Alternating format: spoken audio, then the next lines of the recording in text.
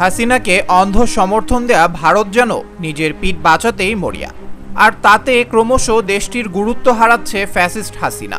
তাকে নিয়ে মাথা ঘামাতে এবং বাংলাদেশ নিয়ে না ঘাটাতে মত মোদি প্রশাসনের অনেকের। দেশটির সাধারণ মানুষও হাসিনাকে গলার কাটা মনে করছে, কিন্তু কেন?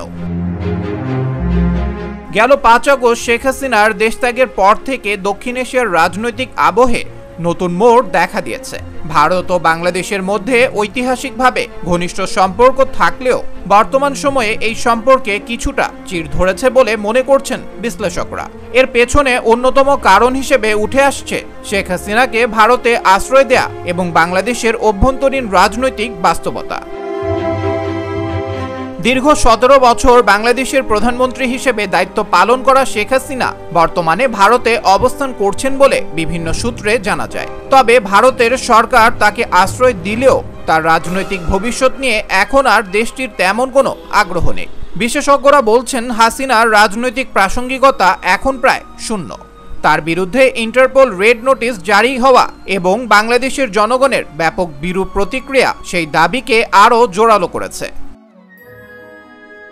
বাংলাদেশ এখন নতুন কূটনৈতিক ও অর্থনৈতিক দিগন্তে পা রাখছে। নোবেলজয়ী ডক্টর মোহাম্মদ ইউনূসের নেতৃত্বে আন্তর্জাতিক মহলে দেশের ভাবমূর্তি নতুনভাবে গড়ে উঠছে। এই প্রেক্ষাপটে ভারতের বর্তমান প্রশাসন শেখ হাসিনার সঙ্গে রাজনৈতিক সংশ্লিষ্টতা বজায় রাখাকে ঝুঁকিপূর্ণ মনে করছে বলেই ধারণা করা হচ্ছে।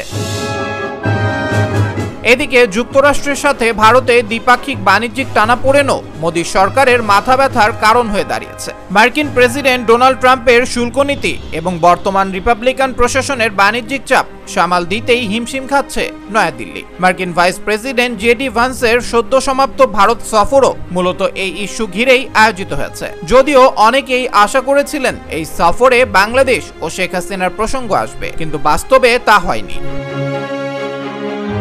বিশ্লেষকদের মতে এই সফর মোদী সরকারের জন্য একটি কূটনৈতিক বার্তা।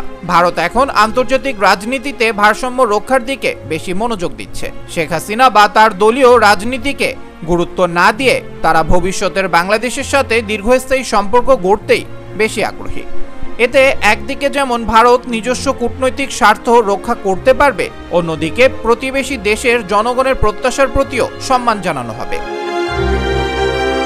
বর্তমান প্রেক্ষাপটে শেখ হাসিনার প্রতি ভারত সরকারের আগ্রহের অভাব মূলত রাজনৈতিক বাস্তবতা, কূটনৈতিক ভারসাম্য এবং আন্তর্জাতিক বাণিজ্যিক চাপে মোদী সরকারের কৌশলগত অবস্থান। পরিবর্তিত এই ভূ রাজনীতিতে ভারতের সিদ্ধান্ত দক্ষিণ এশিয়ার ভবিষ্যৎ সম্পর্কে এক নতুন দিক নির্দেশনা দিচ্ছে।